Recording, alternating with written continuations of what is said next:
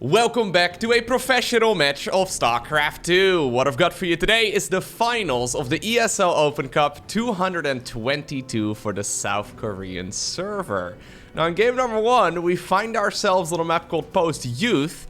Practically everybody either expends over here first, or sometimes even down over at the golden minerals, but apparently our Terran here, playing with the blue SCVs, has decided to send 2 of those bad boys towards the other side of the map. We're looking at none other than GuMiho's main command center. His opponent, playing with the red Zerg pieces. He is gonna go for the in-base expansion, fair enough, I think it makes a lot of sense. Representing himself on the main hatchery. We're looking at none other than Dark's main base. GuMiho, is this a good idea? Here's the situation. Usually, the idea of going for a rush, like for example this one, usually it's going to be a bunch of Reapers or sometimes Marines, I suppose. Usually the idea is that the most value you're going to get is killing the opponent's natural. The problem is, Post-Youth does not really have a natural expansion. I mean, the most natural base is the one right over here, and that one is very well protected. On top of that, Dark actually sees it. Overlords have a little bit more vision range, so he's actually going to be sending the Overlord, into that specific spot. I don't really know if I love that, but if he loses the Ovi, that would actually be a problem. But what in the world is even, like, the best value you're going to get right here, Gumi? I guess you can contain your opponent quite well. But that's... I think that's pretty much it. He decides to... What? He decides to go for a bunker rush. Now, to clarify, there are a bunch of unbuildable plates at the bottom of every single ramp. At least the one leading down from the main base. Really, Gumi? I guess that works? This is the first time I'm seeing it, though. If that second bunker goes up, Dark is in a world of trouble. He decided to pull the boys real quick, though, and he's not even targeting the SCV. He's just going after the bunker itself. These drones right now are very disconnected. Oh, no. What a strange game. I love watching Gumi games, though. And obviously, I cast a lot of Dark, because Dark usually is the crazy one, but now he's going to transfer those drones and prioritize them onto the golden minerals here. I guess that was the closer by expansion. Should be maybe... I'm wondering if maybe a spine crawler would be an option. The thing is, these drones are actually pretty much dead. Because... I mean, they could make a run for the main, I guess. Some of them will die. I think that's probably the correct call. What are we gonna do? Oh, really? We're gonna use them to mine out those gold... Oh, okay. Okay, so we're gonna mine out the small mineral fields on the opposite end of the map. Obviously, GuMiho, yeah. He does have those Marines, though, and they are gonna be running back. Nice attempt right here by Dark, but I think GuMiho caught it a little bit quicker than I did. I completely forgot about these skinny mineral fields, because they rarely come into play. What a game. Yeah, this is so funky already. So, Dark has actually decided to open up this set of mineral fields here on his own side of the map. I think the idea is to try and bring, these drones back into the main base. He's actually targeted it down, though, and then decided better of it, so... Yeah, the problem is you also create an opening for your opponent to get into your base. So here we go. Saving the drones. Operation Drone is go. Let's get into the main base. I think some of you will die. Okay, 1. Just 1. Yeah, problem is maybe there's gonna be a few more. There is no link speed or anything like that here on the horizon yet. As a matter of fact, Dark only just now started mining gas. Let me actually flip the scoreboard right there. I had Dark previously at the bottom section of the scoreboard. I don't love it. Anyways, that's a lot of Marines, Gumi. Yeah, he's just been pumping them out. Okay. The queens are putting in some work, though. New links will be spawning momentarily. Okay, transfusion was available. Brenda does ultimately go down. But I think Dark will be relatively happy if he can trade like this. Because at the very least, that's going to allow him to breathe again in the game, you know? It's very tricky to... Yeah, I think this is fine. Now that the army is kind of small, he's continuously pumping out Marines, though. And this Overlord here that I was kind of questioning the positioning of earlier has been checking out the fact that, well, these lights are pulsating the entire time so far. And that means that the Marine production is indeed ongoing. Dark does realize it, but I think he can quite comfortably drone. Now, off of the back of all of this, we have a double barracks opener, which I want to say... Not even 9 times out of 10. Probably like 98 out of 100 times. This transitions towards a marine-based follow-up. And it, well, is a marine-based follow-up so far. Instead, we've got 2 factories inside of the main base. Dark has spotted one of them because it's in a very obvious location. Yeah, one of the barracks is going to be flying back home. The second barracks is now going to be used for scouting as Dark decides to go. Not for the base right over here, but for the one a little bit... Okay, a little bit further away, technically. I mean, normally it's further away, but actually with these mineral fields mined out... You know what? I gotta say, post-youth, when I first saw it, I'll be honest with you, I thought it was pretty terrible. I looked at it, I didn't really think we were gonna see any games on it, but I think I judged the map. I judged the map by its cover, okay? I thought it was gonna be pretty terrible, but it turned out to be fine. GuMiho, by the way, yeah, he's thought about this already, and he's moving forward. These guys have clearly been practicing these new maps. You can see that there is so much strategic variety. This is a killer move right here by Gumi. Getting the cancel on this expansion is absolutely huge. In the meantime, on the other side of the map, we've got the Infernal Pre-Igniter research. That's the blue flame upgrade for Hellions coming up. And he's already pumping out a bunch of Cyclones too. They just finished and now transition towards Hellions, whilst double upgrading in the armory. So we're going full Terran mech. It's so funny to me that we have like 30 Marines, maybe 25 Marines in this game, and then a transition towards mech. But strategically, it does make a lot of sense, because what is he forcing out right now from the Zerg? Well, apparently, I would imagine at the very least that it's going to be a Ling Bane-based follow-up, but roaches are going to be on the production tab momentarily here for Dark. Fantastic stuff so far. There's multiple layers to what's happening. So Dark right now, after losing that expansion, decides that he needs to play catch-up economically, and he goes for the golden base. So another layer. Oh my god, really? Alright, anyways.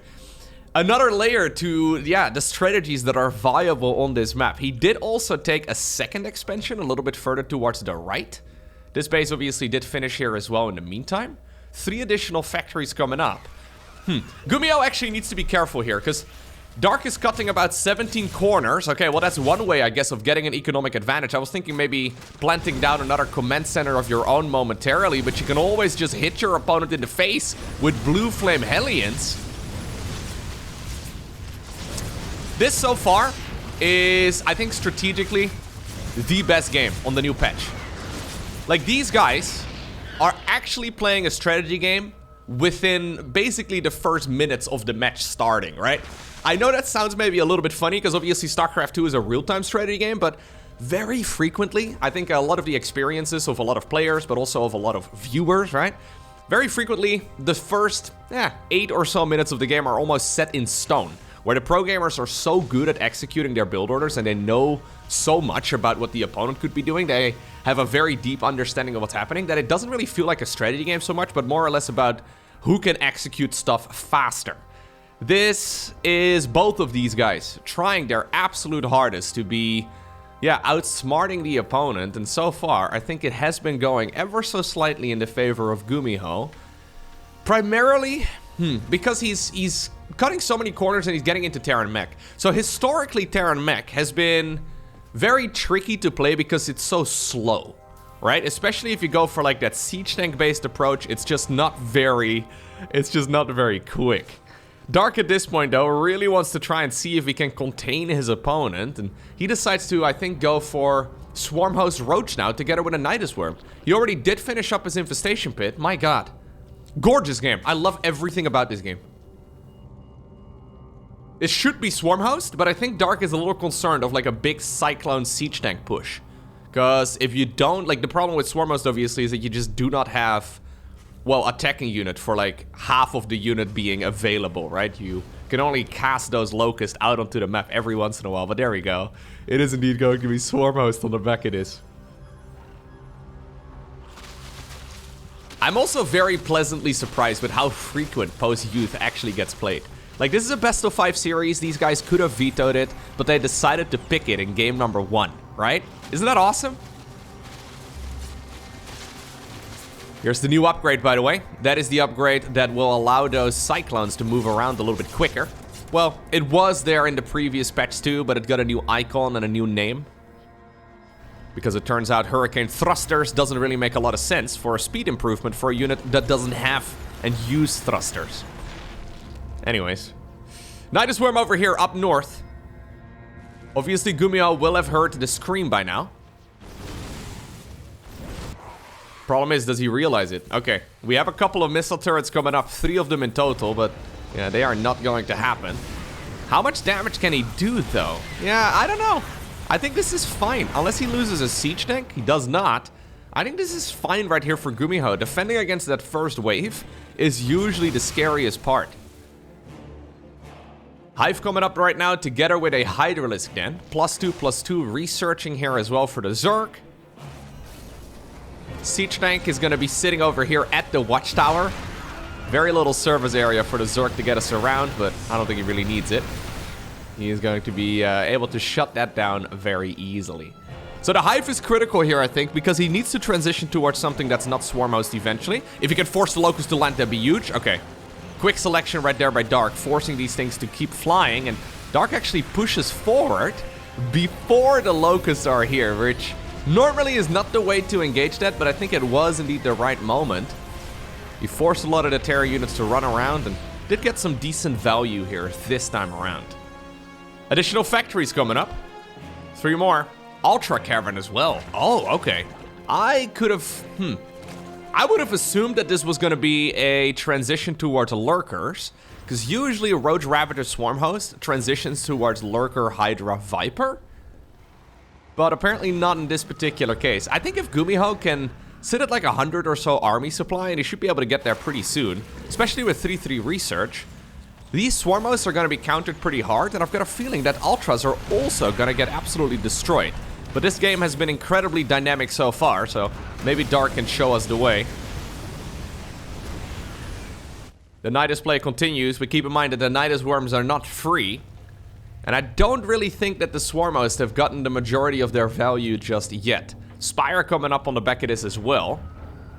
We have Adrenal Glands. +1, +3, +2. We've got ourselves a triple Evo situation set up. Locusts are not going to be available over here. We do have another Nidus Worm a little bit further up north on the left side of the map. Roach Raptor pusher at the front, probably mostly to open up some supply as well. Well, at least that would make sense, but he is replenishing the supply with more roaches. And these traits are all very cost efficient, of course, for Gumi. Yeah, Gumi's economy is actually very good as well. So that's what I was trying to highlight earlier. Usually with Terran mech, it's so slow and sluggish that it's quite difficult to secure bases. But yeah, this expansion should be quite doable for the Terran as well moving forward. He is going to go into a 5th command center right now. He can pump out 11 Cyclones all at once. Locust Wave moving on over towards the left side of the map. And I think this game was supposed to end at like the 3-minute mark. Yet here we are, 10 minutes later.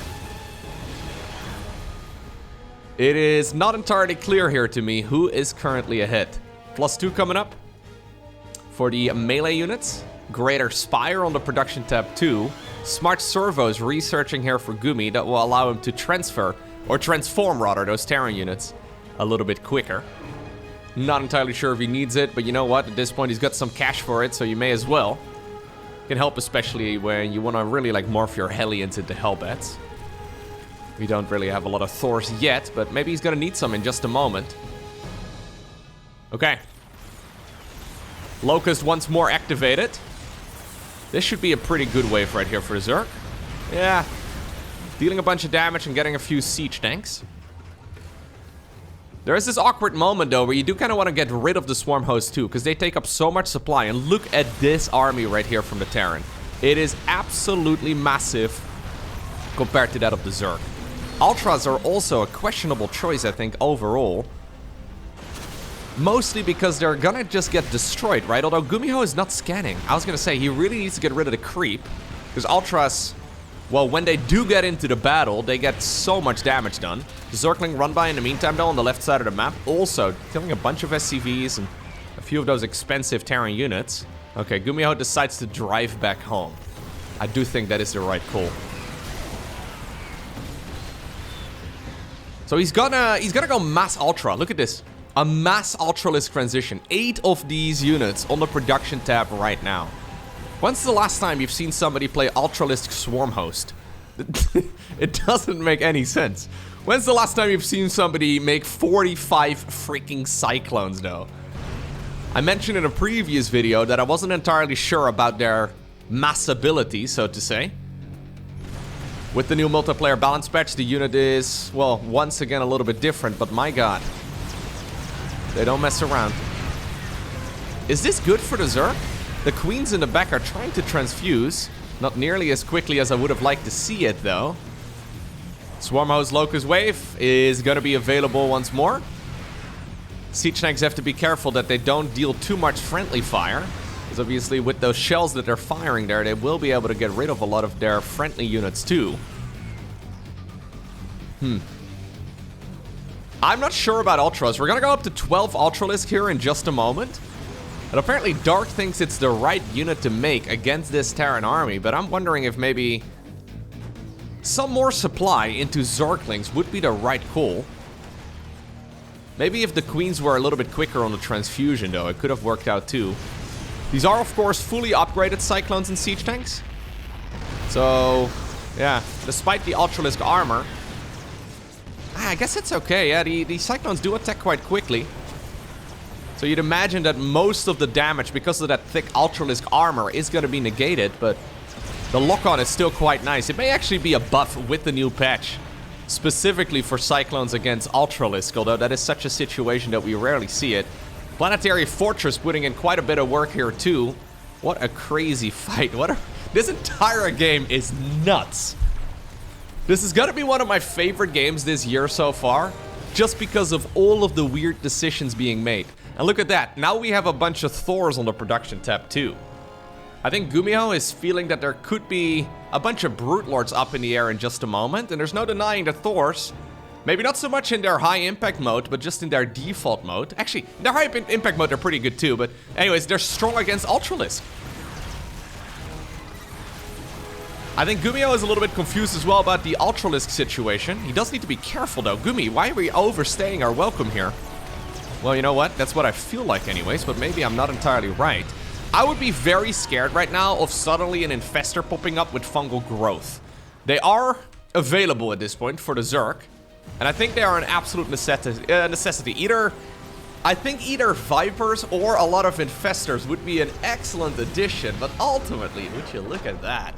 Dark is overwhelming the Terran. And even though I'm not convinced about the mass Ultralisk transition, he does make it work. What a crazy game.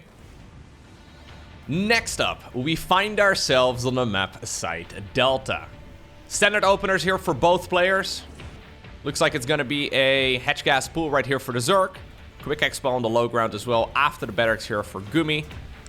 We have a single Reaper straight into a reactor, so technically that's a little bit greedy, because if this was a pool first, GuMiho could be in some trouble. At the same time, if Dark, well, was going up against the double Rex opener at the start of the game, so 3 to 5 Reapers, he could be in a bunch of trouble too, but the Overlord on this particular map does arrive early enough for the Zerg player to make that decision. Basically, Dark has favored the third base over link speed, and at this point, he still does not have that metabolic boost upgrade going up. So, small mind games being played. Small corners being cut here, but ultimately, this should be a very even game. Starport, by the way, before a third command center, so that is something worth noting. It's going to be some quick benchy play right here for Gumi. I can imagine, by the way, that Dark at this point in his life is going to be a little sleep deprived. Yeah, he's been posting a couple of tweets over the last few weeks. He very recently became a dad, and even though I don't have any kids myself, one of the themes that I've noticed, one of the patterns that I've noticed with new parents is that usually they don't sleep to sleep very much. No.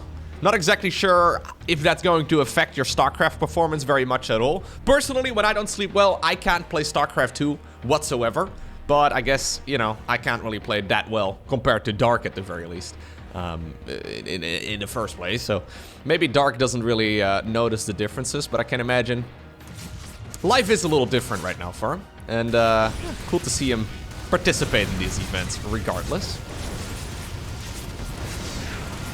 So this is one of the downsides, yep, of delaying your link speed in favor of a third base. You do not actually have your link speed done against these particular attacks in the first place. Now, interestingly enough, there is still no link speed. And I think at this point, GuMiho must realize that it is too late.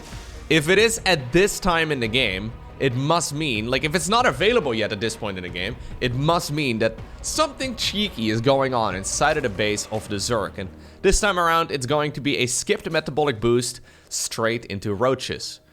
Now, luckily here for the Terran, there are already Banshees popping out.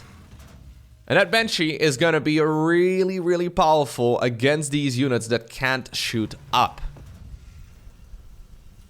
Hellion still roaming the map. Double armory, by the way, once more on the back of this. Here's the first Banshee on the other side of the map, so right now Dark also knows what he's playing against. Second Banshee is going to be used defensively, and honestly, this is going from bad to worse right now for Dark. First he's sleep deprived, then he's playing against Banshees, and he picked a strategy that, yeah, is generally speaking pretty bad against the Banshee opener like this. He's still going to be able to get a bunch of SCVs though. I'm not sure if you should fight it. Why didn't we just evacuate the SCVs towards the main base? He could have evacuated it behind the mineral wall and maybe did a little bit of repairing, because ultimately he's losing a lot of SCVs now.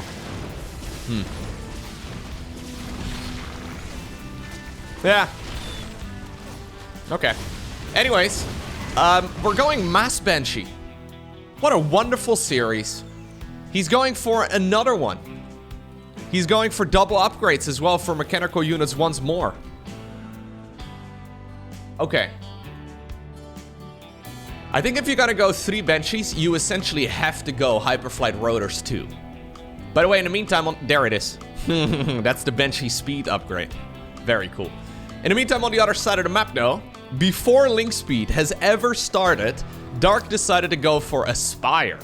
So this is him playing Roach Mutalisk, which again is a strange combination of units. He has caught up again in the worker count, since he obviously killed a lot of SCVs on the other side of the map. 2 Banshees, by the way, ended up going down here too.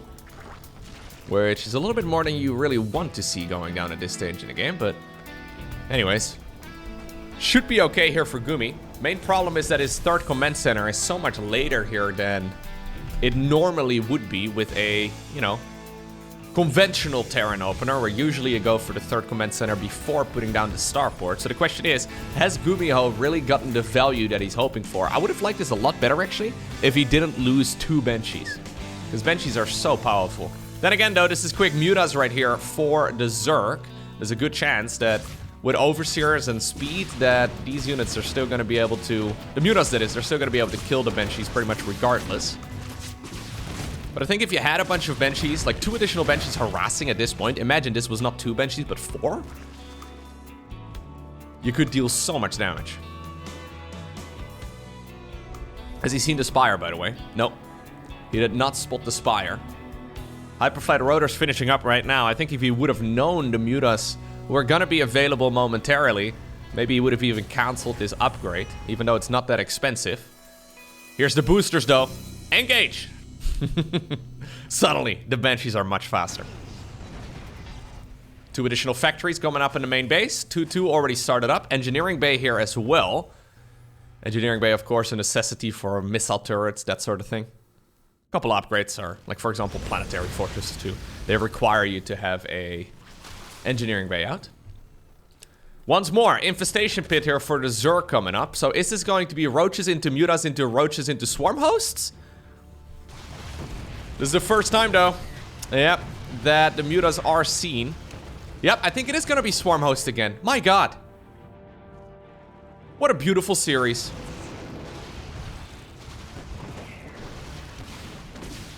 Don't get me wrong, I love quote-unquote standard StarCraft 2 when it's played at this level as well, obviously, right? But it really feels like these guys are trying to outsmart the opponent so quickly. The decision-making is happening so fast. So 15 SCVs just fell, and GuMiho realized that he can't really fight the mutas very effectively. And obviously, if you can't fight the mutas very effectively, you're gonna start making counters that are good against mutas. Now, I think what Dark is hoping for is that this is going to be a transition towards a bunch of Thors, at which point the Swarm Hosts are an excellent choice. Turns out, though, that Cyclones are also still a pretty good option. But look at this unit composition that we have over here. We have got that Scouting Reaper from earlier, then Hellion, Cyclone, Banshee. Is Swarm Host good against this? I don't think so. I'm pretty sure these Swarm Hosts are gonna fall flat on their faces. It's a big investment here from the Zerg. 4th Command Center flying on over. It will stumble upon a working Nidus Worm. Entire Terran army should be moving on over there, but okay. Well, I think actually the entire Terran army would be a mistake. It's only gonna send a small clump of units. Some of the Locust will land immediately. Excellent control right there by the Gumi God. Microing that the way we want to see. Mutas in the meantime trying to get some work done over here. Not really achieving that much, although it looks like a few of the Locust, okay, have still made their way towards the mineral line. That is ultimately 13 additional SCVs going down. Swarm Host right now coming up from the bottom section of the map. Very predictable. I would love to see Gumi drive on over in this location. Yeah, exactly. Like, it's such an obvious spot. The classic 1-2 punch. Not going to happen this time around. Okay, there's the Hive coming up together with the Hydralisk Den. I was doubting the transition towards Ultras last time around, but it worked surprisingly well against that mass Cyclone army. So I kind of figured that with the mass upgrades, and since they can lock on and drive away at the same time, you can sort of kite against the Ultras. But I guess if you don't have any place to run to anymore, right, at some point, yeah, you can't really kite with the Cyclones anymore. But this time around, it looks like we do have a bit of a different transition, though, with Hydras being fully upgraded and a Baneling Nest coming up. So Dark is thinking about going, I guess, Hydraling Bane? So many transitions happening so quick, though. My god. GuMiho is making hundreds of Cyclones. He's got so many. Throughout this series so far, that is. He's basically just treating the new Cyclone as a glorified Marine. You know what? This attack may actually be unstoppable. Because he's getting so much value out of the Cyclones right now. Roaches are coming up again. Link speed will finally be finishing up, which is kind of hilarious. There's a Nidus Worm set up on the other side of the map, but so far GuMiho is smelling blood in the water. He's thinking he can just win the game right here, right now, and he may just be onto something. Kiting into the direction of those Roaches and the Swarm Host Locust. Just to make sure, I guess, that they can't escape. A little bit overzealous maybe, but gonna be able to shut down that base easy peasy. So many drones have gone down. 21 additional Roaches are just about to pop. I wonder if we should see a Raven in the mix here as well. I feel like a Raven would be amazing. Because he doesn't have a lot of scans available. Usually Terrans at the 12-minute mark will have quite a few of those. 2-2 just about to finish up for the Zerg, which is going to be a nice power spike. Alright. Well, speaking of scans, they will be coming up momentarily. If GuMiho is given enough time, he will be able to finish up some additional command centers. There's the Infestors once more. I think Dark could have used those a little earlier in the previous game, but ultimately he didn't need them. I think against like these balls of Cyclones, right? These mass Cyclone armies, having either Vipers to abduct them one at a time, or I guess even better, if you have a bunch of Infestors ready to fungal and make sure they can't move and shoot at the same moment, I think it's... yeah, I think it's a good idea for Dark to mix those in. More Roaches over here. Yeah, those Banshees really do add on a lot of additional firepower. Fungal! There we go. Well, I mean, the Banshees are also getting some work done, though. The reinforcing Cyclones and Hellions have now shown up on the other side of the map. Burrow coming up here as well for Dark, who couldn't really do it yet. There's another fungal, though, and I think ultimately this Terran army will be pushed away. But look at the economy difference at this point, though. 82 SCVs versus 58 drones. That means that Terran is going to be the one capable of swarming the Zerg. And even though the traits might be a little cost inefficient, I think it's fine for Gumi. Yeah, he's diving a little too deep, I think, in a lot of these engagements, but he should be okay moving forward. He's actually not going to go for an additional orbital command on both of those command centers. Instead, I think this one is going to be growing a little planetary fortress head on itself. He will have 5 orbitals at this point in time, though, which is still quite respectable. Another base coming up as well at the 6 o'clock position. So since Dark has been pushed back and bullied so far back to the hatcheries, that is, I think, yeah, building on location is a little risky, but probably something he can pull off. Although Dark is thinking about finally getting some counterattack damage done. He does see the command center at the northern section of the map. But is there really anything that the Zerg can do about it? +3/+3 does come, and there it is. A Raven is coming up too. Love the idea of a Raven here. Anti-armor missile is a no-brainer, and the fact that it's a detector is so nice. Because the creep spread has been quite solid. Roaches, Hydras, and a bunch of infestors, though, making their way around the map in large clumps. The Hydras are not in big enough numbers yet, and neither are the Roaches. This push over here will easily be, well, pushed away by the Gumi God. At the same time, that very ambitious expansion at the bottom section of the map will not be happening here for Dark, but it doesn't mean that quite a bit of his army is actually occupied on the other side of the map. And GuMiho realizes that. He decides to jump this Zerg squad. Okay. Siege tank, working on one of the infestors. Nicely done. Auto turret gets popped down as well. Fungal growth will be used before ultimately that unit does fall. I think reinforcing Terran army, though. The reinforcing army units, they should be able to get rid of those Zerg units that are close to the natural expansion of the Terran player. And despite 19 SCVs going down, GuMiho's army on the creep is impossible to stop. Next up, we find ourselves on the map Dynasty. Now, I was once again fast-forwarding through the first couple minutes of the game, but it looks like Dark is cooking up a bit of a special build here. So this is a hatch on the low ground first, and then into another hatchery after building the spawning pool. But all of this is completely gasless. GuMiho has decided to go for a fast expo as well in the meantime at home. That one is just going to be planted right over here at the golden minerals. This map, by the way, Dynasty, let me just look up the win-loss ratio so far on Liquipedia for this particular matchup. Because I have noticed that this map, yeah, seems to be incredibly good for the Terran.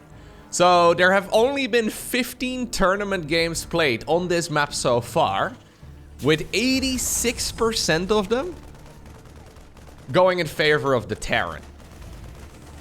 So 15 tournament games of TVZ on this map. Sample size is pretty small, but yeah, early results do seem to indicate that this map is pretty amazing for Terran. Kind of crazy, actually. If this map is gonna have an, like, honestly, pro gamers will call a map imbalanced if it's like 54% in favor of one race. Like, they will literally veto maps if it is around that margin.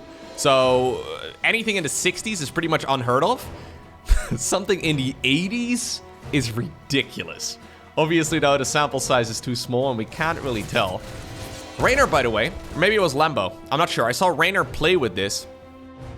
But I heard that apparently Lambo is the one that figured this out. There is a way to force the queen across these golden mineral fields. So what you have to do is put, for example, the queen right over here in this spot. I haven't actually tried this myself, but from what I understand, this is how you do it. You force the queen over here, then you put a Evo chamber right behind her, then you put the drones right about a line right over here on hold position, and then you have the queen put down a creep tumor in that specific spot. And she will have no other way to go than in between the mineral fields towards the other side of this wall. It's cool, it looks amazing. The only problem is that it's not very useful. But you can technically squeeze a queen towards the other side. Somehow, some way, across the mineral fields. It's kind of like one of those StarCraft 1 moments, you know, where in Brood War, a lot of those quote-unquote bugs get abused, and yeah, they're technically exploits, I suppose, but they really do create a more dynamic game. Not very useful, I don't think, on Dynasty, but maybe at some point it'll be used in a pro game. So far, though, good movement here by the Terran, of course. Shutting down 2 of those workers just like that is not bad whatsoever. Good grenade there as well. Bobs the queen together with the roach all the way back. Dark, by the way, once more, not going for link speed, skipping it entirely and going for the quick roaches. We have a little bit of a concave of Hellions and, okay, another grenade here, ready to deal some damage. Lovely stuff here by the Gumi God once more, who's now finally going into a good old bio army instead. Question is, does he have enough here to push back these roaches? I think he should be fine. The roaches are actually not on an attack towards this low ground expo, but instead they're going to be going after the golden minerals, much like the Hellions did over on the other side of the map. Do we now see the Terran do it right over here on this side of the map? Or the Zerg, rather, do it against the Terran on this side of the map. Stimpec is done. +2/+2 coming up as well for Dark, who is skipping link speed entirely. I did get to cast a really fun match, actually, in the regionals just a couple days ago between XY and Mio Maika on this game. Or on this map, rather. A very fun match. I think it must have been a dozen battle cruisers going up against a ridiculous Zerg army. So many Hydras, to a point where it's kind of stupid. And then they played another game after that, and I kid you not, XY literally made, I don't know what the exact number is, but give or take about 30 command centers in that match. Like, the man was so rich, but he also at the same time had very little money to spend because he kept on spending his money on additional command centers. Like, he made like 2 liberators that entire game and about 30 command centers, which is nutty. That's something we never see at the professional level in StarCraft 2. Anyways, what I'm saying is this map is very dynamic, it seems, with more Hellions right now sneaking into the natural. A couple drones try to get this around, but ultimately they end up, well, dealing some damage to themselves. The Marine Marauder squad, though, not supported by any medevacs whatsoever, but they will get 1-1, and combat shields and Stimpec are already finished. They are ready to deal whatever damage they can, but this is risky, because obviously these Marines, well, they could just get surrounded. I think at this point, though, GuMiho has figured out that there's really no link speed available yet. As a matter of fact, 6.5 minutes or so into the game, it's only about halfway done. Now with medevacs coming in for the reinforce, GuMiho should be able to get pretty much all of these units out of here. Infestation Pit coming up, creep spread not happening here. Yeah, I really like what Gumi is doing. Seems like he's strategically one step ahead of Dark for most of this series, honestly, so far. Dark's doing a good job, but this game so far has been really, really nicely done by GuMiho. Assuming he can actually hold on against this next Zerg attack. So that's obviously the big question. Dark does still have a supply advantage. But it's so difficult to actually fight this with... It's basically pure Roach Ravager on a very choky map, right? There's not really a... There's a lot of choke points here and not really a wide service area. I've got a feeling that as long as there is enough Marine Marauder available, especially when 2-2 finishes, GuMiho is gonna shred this Zerg force. Now there are a couple Infestors coming up on the back of this too. Burrow nice and early. This expansion has been denied for a little bit. Yeah, so maybe it's actually not that bad here for Dark. One siege tank. One siege tank to rule them all. One siege tank to find them all, and in the darkness bind them. That's beautiful. Infestors can definitely wreak havoc, though. If GuMiho believes that there are no Infestors available and suddenly he gets hit with a fungal, then the Zerg army becomes very difficult to stop. But I kind of just feel like, in general, this unit composition is not very good for the Zerg on this map. You can't really fight over here. You can't really fight over there. I guess he can make a move when Terran decides to go, yeah, for either like the central fourth or the one over here. Yeah. 2-2 is on the horizon, and that is going to be a substantial power spike for these Marines and Marauders. I think you kind of need Brute Lords or something along those lines. Instead, what we have is Neural Parasite. I guess taking control of the siege tanks would be nice. Well, Dark, you got to show us the way. A little bit of creep denial here. Very good. I guess GuMiho can't really move too deep onto creep here either, right? He has seen the Infestors at this point, which is nice. sitting up on top of that high ground is kind of insane, actually. So powerful. Gold base is starting to run out.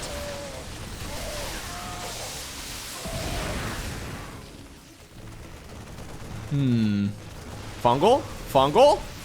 Not yet. Okay, here's Stimpack activated. There is a big Fungal, but keep in mind, Fungal in 2024 doesn't really deal a lot of damage anymore. So GuMiho is just stimming for the win over here. That might be a little overly ambitious. Oh, good sidestepping, though, against these Biles, and he's actually getting a surprisingly good trade there. I feel like this fight is not entirely necessary, but he's got a lot more Terran reinforcements coming up. If you can get on top of the Ravagers, that would be amazing. 3-3 research as well, by the way, for the Terran. It's not going to be something that Dark can easily afford. But this entire fight has taken place without 2-2 finished for the Zerg. Now it's finally done. So I think that's the reason why GuMiho took the engagement. Plus, he was obviously finishing up a command center. So if he can fight the army over here, then it must mean that the army cannot march across the map and harass his newly acquired CC. He's actually going to be able to get the kill on this base. Yeah, I think ultimately this map is just really difficult for Zerg. Obviously, we're still certainly in the experimental phase of the new patch and the new maps, but I don't think I love this style, at least for the Zerg on this particular map. I actually did cast another match on this map, now that I think about it. A Protoss versus Protoss, also from the Asian regionals this time around. And that was a Protoss versus Protoss that went on for 17 minutes, I think, 17, 18 minutes, where both players never had more than 2 mining bases. So they only ever had the main and then this expansion right over here. And ultimately, the decision in that game to continue mining the gold base was a very dangerous one, because at some point you create an opening for your opponent to go through that wall off. There's so many layers to the new maps, man. Yeah, I've been loving it. Fusion Core right now coming up for Gumi. Fungal! Big Fungal, big Fungal. Ooh, almost. Almost a disaster. Well, GuMiho does manage to split against it. Why do we have a Fusion Core right now? Is he gonna go into a couple Liberators right now? So he made a Fusion Core before he did a Ghost Academy, but he is adding on additional barracks, and he did make a couple more tech labs, right? Yeah, so yeah. What a strange decision. He's actually prioritizing, really. This is the Medevac energy buff. That's an upgrade they added to the game about a half year or so ago. The Caduceus reactor. Apparently that's what GuMiho feels like he needs right now. Very fun. So he believes he can win the game just playing pure Marine Marauder Medevac, and I think he may be onto something. He's essentially giving his Medevacs a 100% buff to their energy regen,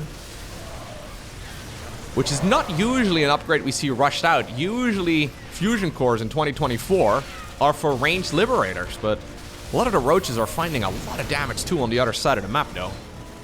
Siege tanks are driving deep onto the creep. No scan available apparently over here to get rid of some of it. Okay. Yeah, so he decided to continue mining over here, and that now ultimately is creating a massive opening inside of the natural expansion, I guess, of the Terran player. Yeah, the low ground base is probably a better way to put it, and the Roaches just run straight in. Problem is, though, for Dark, that even though I do like this counterattack aggression a lot, he doesn't have a unit comp right now at home to really deal with this main army of the Terran. Solid decision making right here by GuMiho. He obtains the victory. GuMiho is finding himself with a 2-1 advantage in this best of 5 series. So he decided to play a bit of a greedy opener right here on Oceanborn. He's gone for a command center first on the low ground. That does certainly mean that his barracks is going to be significantly later, but it looks like in this game, he's been able to get away with it. Dark opening up with a standard hatch gas pool, it looks like. He is going to be going for the double queens here, and then also a link speed pretty quick, it looks like. So, yeah, he's prepared against a standard Terran opener, but this is really not a standard Terran opener. This is a little bit of a risky one, but there's already basically nothing that Dark can do about it. He sees the timing right now of the CC finishing, but there's really nothing he can do. The 4 links have already been produced. I guess you can try and send them across the map, or maybe 2 of them or so. Yeah, he's gonna send one. Fair enough. I don't think it's a bad choice. You can use it for scouting purposes, but double orbital command will be available here momentarily for GuMiho. Okay. A big macro game is at the very least what is setting itself up right now. Gumi is gonna go for another CC. Yeah.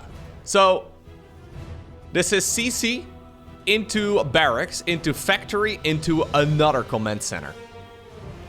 So a very greedy start here for GuMiho, hoping that his opponent is not gonna go for some crazy roach aggression, like, well, the builds that Dark has been going for so far in this particular series. I think he would be okay against most of the stuff anyways, but there are certainly moments where, like if you see, for example, as the Zerg, right? Hey, my opponent has decided to go for a command center first. You could always make the decision to skip link speed, throw down a roach warren immediately, and then send the roaches towards the other side of the map. I think that would have been a very good choice in this particular game, but the problem is that Dark obviously doesn't know what the follow-up for GuMiho is going to be, because he has to make the decisions if he wants to go for that all-in before he can see what's going on the other side of the map, and before really GuMiho makes that decision. So when you're 2-1 behind in a series like that, you're taking a chance.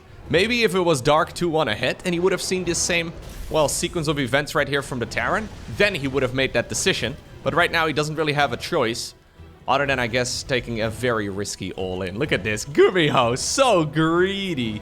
Double armory on the back of this, too. So, with the new multiplayer balance patch, the armory is 50 gas cheaper. And this is, well, not really a way in which we've seen it being played so far very frequently yet. But I do think it's a good choice. 50 gas cheaper per structure means that you can effectively get 2 for the price of 1. Obviously not as far as the minerals go, but usually minerals are a little easier to come by at this stage in the game. This is GuMiho going incredibly greedy into full Terran mech. So this is triple CC into just full-on battle mech, I guess.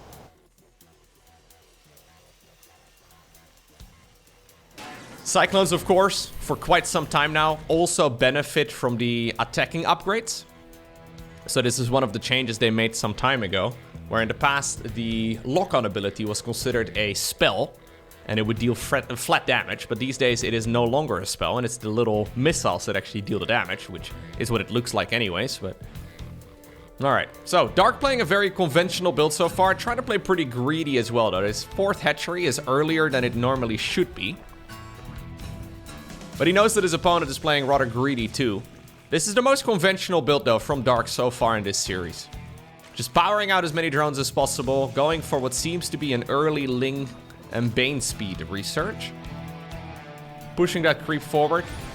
Could be into Mutas, could be into a bunch of Hydras, could be into Lurkers, could be into Quick Hive. A lot of follow-ups here that are viable. It's gonna be a Roach Warren, really? Now that is one of the few choices that I did not think was gonna be that great, but the thing is, I guess right now, he's realized that this is Terran mech from the opponent, so he decides to just play it safe. Is that going to be missile and melee? No, it's going to be missile and carapace. Oh no, it is going to be missile and melee. Okay. So this makes a lot of sense in my mind when you go for Roach Baneling.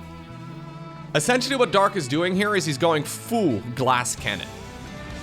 I think this is going to be to go into Hive together with Adrenal Glands and then probably a bunch of probably a bunch of Vipers. Don't think that would be a bad choice. Well, so far he seems to be favoring Infestors in this series. But yeah, you basically don't go for a lot of sustain on your army, and instead you just rush out damage. Obviously, the idea is that you can surround the Terran player and then absolutely overwhelm them. Thors, by the way, really?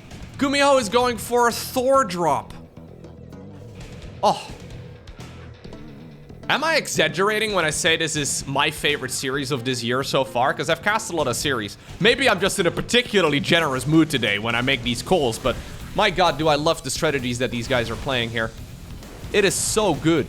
Like, I obviously cast a lot of StarCraft, but this is very different than what we normally see. Look at this, a freaking Thor drop coming up. This is my favorite series, I think, that I've casted so far this year. Yeah. Now, that's always a difficult claim to make, because There's probably some games that I'm forgetting about right now, and in hindsight, I'll be like, ooh, what about that one, Lowko from the past? Lowko from the past, that one's amazing. Look how much damage he's dealing.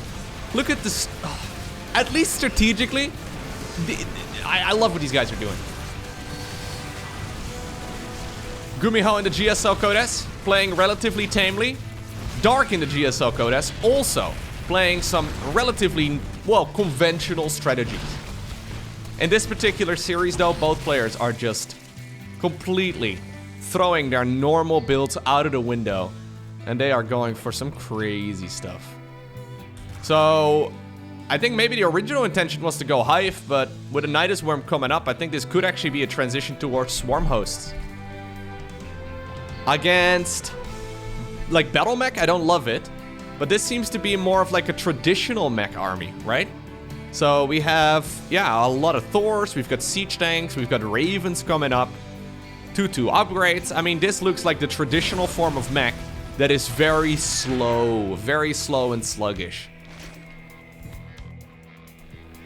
So let's see. Maybe the Swarm House can be more useful than they were in game number 1, and also honestly in game number 2. I think in game number 2... No, I guess in game number 1 they got more value than in game number 2. But overall, I don't love the Swarm Hosts in this series so far. Very curious what GuMiho is going to do, by the way, when he sees that this is indeed a Swarm Host army once again. Is he just going to transition away from vanilla mech entirely and go full battle mech?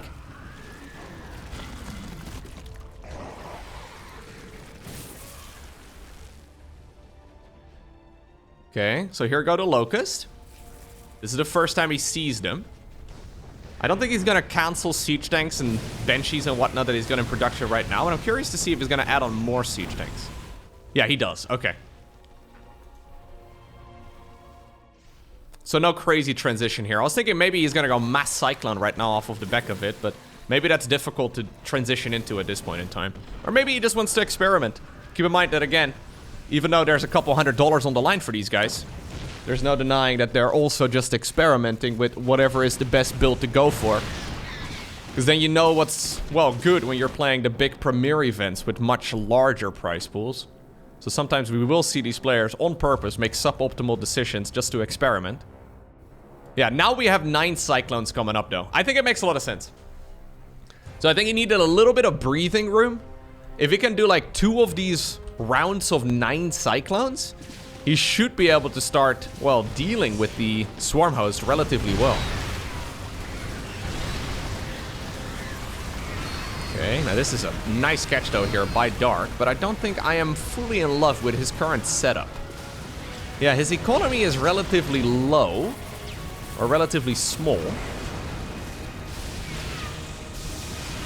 And he's gone for a lot of units that are very supply heavy, but he isn't even maxed out.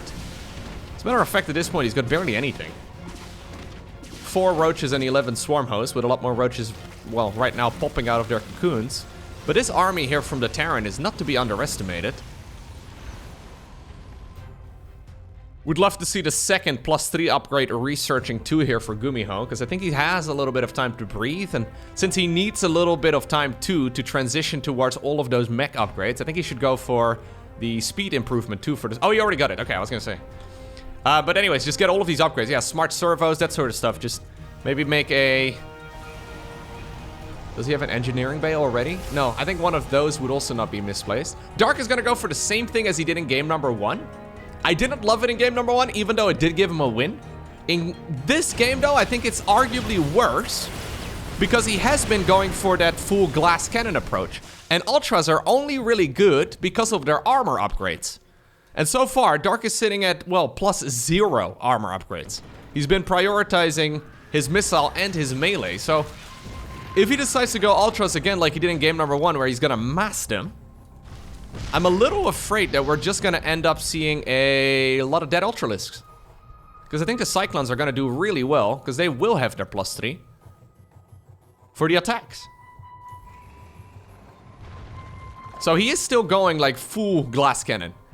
There is no third evolution chamber as far as I know. So that must mean that he's actually, I feel like Ultras are a massive error here. Ultras are only really good from like +2 But preferably +3 melee, or +3 carapace upgrades.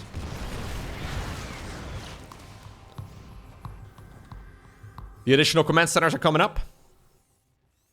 Maybe it's like more like a late game transition, you know? Like maybe if he runs out of larva or something, that's something he will consider doing. A Viper is coming up. Maybe the first one in this entire series.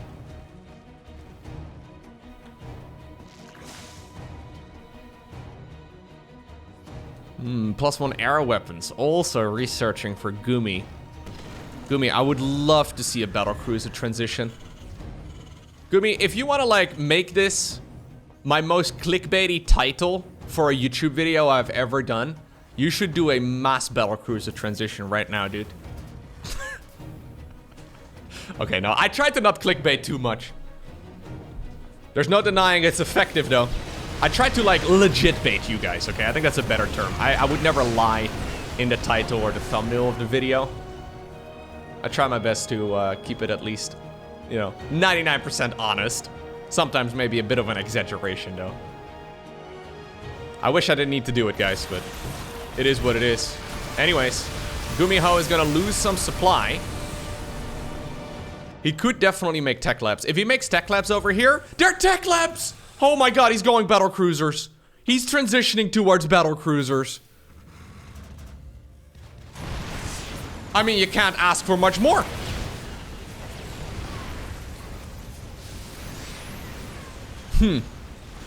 So there's chitinous plating. That is a bunch of armor for the Ultralisks. But Ultras are gonna get shredded against +3 Cyclones. We have the speed upgrade for Banshees too, because I guess... Wait! This is not... No. We don't need to make a fusion... Is this a mass Banshee transition? Then why did we make the fusion core?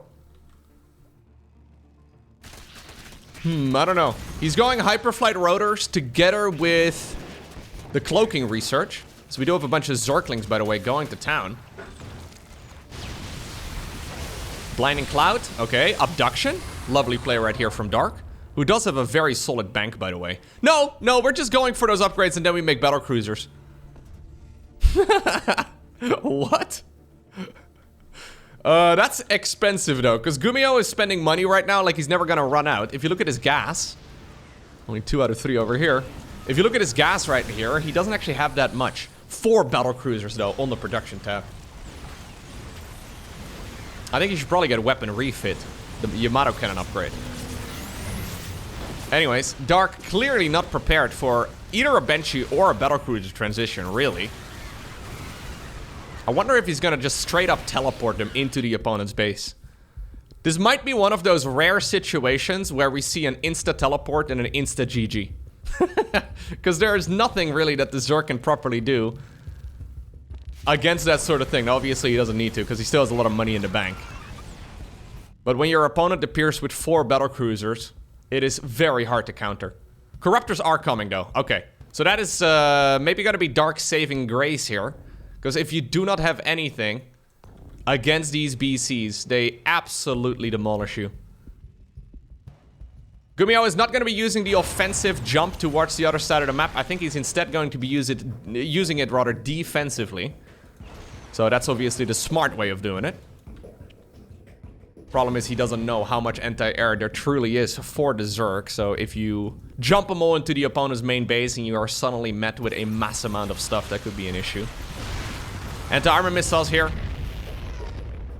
Very useful. But apparently GuMiho doesn't really want to commit.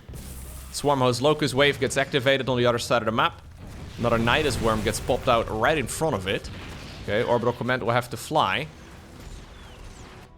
BCs, by the way, just having a grand old time. And right now, at the very least, Dark sees exactly what he's playing against. So, yeah. Upon losing some supply here of these Swarm Hosts, he's gonna lose every single last one of them, it looks like. He's gonna make a bunch of these Corruptors instead. So, we're going Corruptorling Ultra. He is going for some Carapace research, but I really think he needs to fire up some more of it. That Ultra Cavern could have been much later in the game, by the way. Like, he really didn't need to get it this early on. It's a bit risky, but...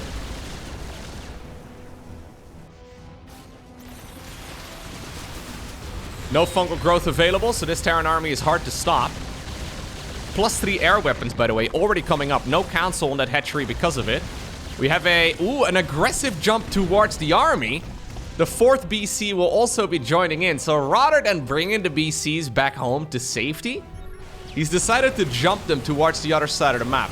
Is there enough anti-air though? Because there are a few Thors in the mix, but Blinding Clouds are going to be disabling them. Roach Ravager Biles dealing a lot of damage, and the Corruptors up in the air just chasing this down. In the meantime, we do have those Cyclones though.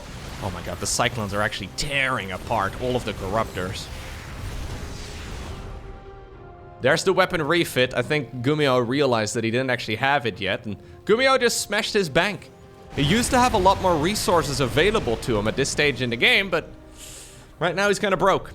Dark still has a lot of cash, but not really that much income. Like, he's only at 66 workers. Huh. What do you actually max out with at this point in time? You kind of just, yeah, make more spellcasters, I guess. Preferably you slow down the game a bunch, but Dark doesn't really have a lot of resources available in order to, like if he wants to max out, he's gonna have to spend most of his money on that. And he doesn't really have that big of an economy, so even though, if you look just at the supply count and the amount of bank that both players have, it looks pretty good for Dark. But I'm not in love with it. I think his strategy here is to try and go for Mass Neural Parasite. I think that's indeed the call. So we're gonna go for, well, flying upgrades and then also the Infestation Pit. With the research towards the Neural. There's a Fungal. Okay, Infestor goes down. Keep in mind that the Infestor is a little bit weaker now. At least when it comes to being burrowed and then popping up for a Fungal growth. Alright, here's the Yamato Cannon. Available on all 7 battle cruisers. Ay, ay, ay, ay, ay. What a game. What a series.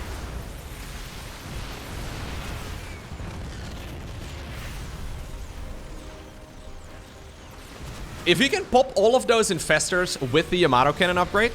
Oh, he sees them. He sees them. Yeah, I think that's what you do. You just hover your mouse and you nuke them. Okay, a couple Brute Lords available. Instead, he's going to go after the Corruptors. And that means, oh my lord, that pretty much all the Corruptors are gone immediately. Despite the fact that Dark seemed to be leading the majority of this match, it's GuMiho who catches him off guard with a mass battlecruiser transition, and because of that, he obtains the victory. I really hope you enjoyed watching this video. If you did, please take the 1 second that it takes to hit the like button right below this video. And if you want to see more, make sure you hit the subscribe button as well as the little bell icon so you get notifications as soon as new videos go live. Today, I also want to give a shout out to the channel members. Thank you guys very much for directly supporting the channel. If you are also interested in potentially financially supporting me directly, you can click the join button to become a member. There's also a link to it down below in the description of this video. But yeah, absolute shout out to the legends that are scrolling across your screen right now. For now though, have a great rest of your day. Don't forget to smile, and I hope to see you once again very soon for another video.